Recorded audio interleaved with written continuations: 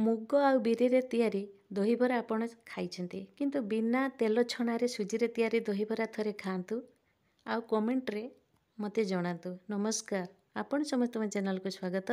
आपण मो चैनल नुआ आइतिले सब्सक्राइब करने को भूलिबेनी अनुरोध रहिला। ए दहीबरा पई मो गोटे कप सुजी नेछि, गोटे कप दही नेछि।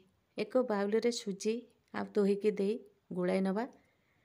गुड़ाई रखा ताको 5 मिनिट भल भाव भिजी जावा पर्यंत।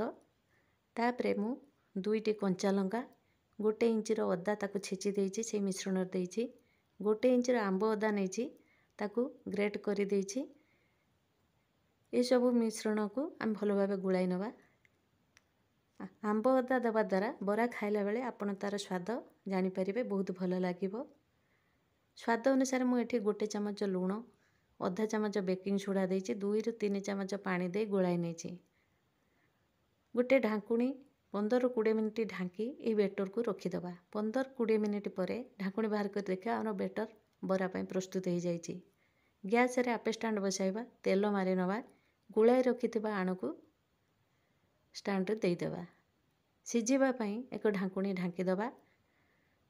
ढांकुणी बाहर करी देखिबा हमर बरा गुडी को फुली जाइछि, सिझी भी जाइछि। ता ऊपर तेल मारनबा, एक छुरी साहाय्य रे बरा गुडी को उलटाई देबा, 2 पट भल भाबे भाजी होबा पर्यंत। बरा गुडी को तेल रे छानिला परी देखा जाउछि। बरा हे गेला परे एक प्लेट को बाहर करि नेबा।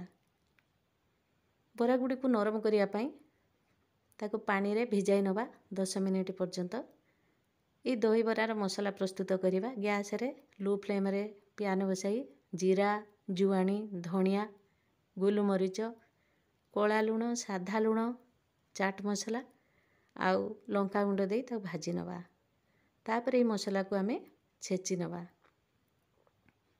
भिजाई रखिथिबा बरा गुडी को हाथ रे चापी तार पानी बाहर करि दबा।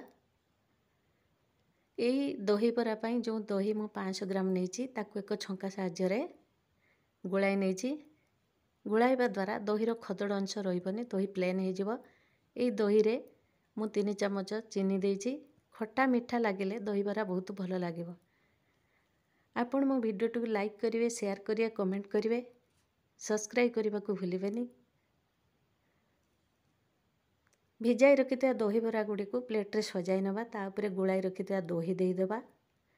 ग्रीन चटनी देबा, धनिया पत्र, पुदीना पत्र, अदा, कंचा लंका दही देई बाटी नेछि।